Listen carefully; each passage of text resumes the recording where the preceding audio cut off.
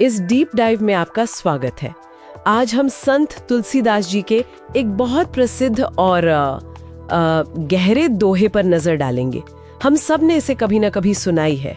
दया धर्म का मूल है, पाप मूल अभिमान, तुलसी दया ने छोड़िए, जब लग घट में प्राण।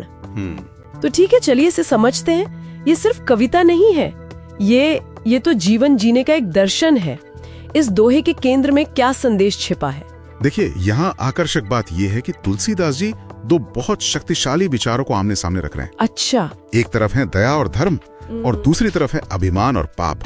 वो सीधे तौर पर बता रहे हैं कि हर चीज की जड़ क्या है। पहली पंक्ति दया धर्म का मूल है, पाप मूल अभिमान, ये एक सीधा समीकरण देती है। धर्म यानी एक नैतिक और सही जीवन, हाँ। उसकी जड़ है दया, और पाप की जड़ अभिमान। हाँ, और सभी पापों या मतलब गलत कामों की जड़ है अभिमान यानी अहंकार। यहाँ ये बात वाकई दिलचस्प हो जाती है।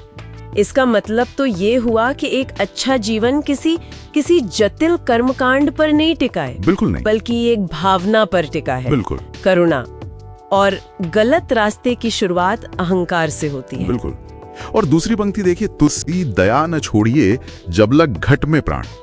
ये इस विचार को एक निर्देश में बदल देती है। हाँ, एक इंस्ट्रक्शन जैसा लगता है। जब लग घट में प्राण का मतलब है जब तक शरीर में जान है। तो ये कोई एक बार का काम नहीं है, ये जीवन भर का अभ्यास है। सही बात। अगर हम इसे बड़ी तस्वीर से जोड़ें तो ये बताता है कि दयालुता सिर्फ कोई बाहरी क्रिया नहीं है, बल्कि एक आंतरिक अवस्था है जिसे हमेशा बनाए रखना होता है। तो इसका अब कुल मिला के मतलब क्या हुआ? इस दोहे के अनुसार जीवन का सार एक आंतरिक चुनाव पर निर्भर करता है। करुणा को पोषित करना और अहंकार को नियंत्रित रखना। संक्षेप में कहें तो यह दोहा एक स्पष्ट नैतिक दिशा सूचक यंत्र, एक मॉरल कंपस देता है। यह हमें बताता है कि करुणा ही अच्छाई का स्रोत है और अहंकार बुराई का।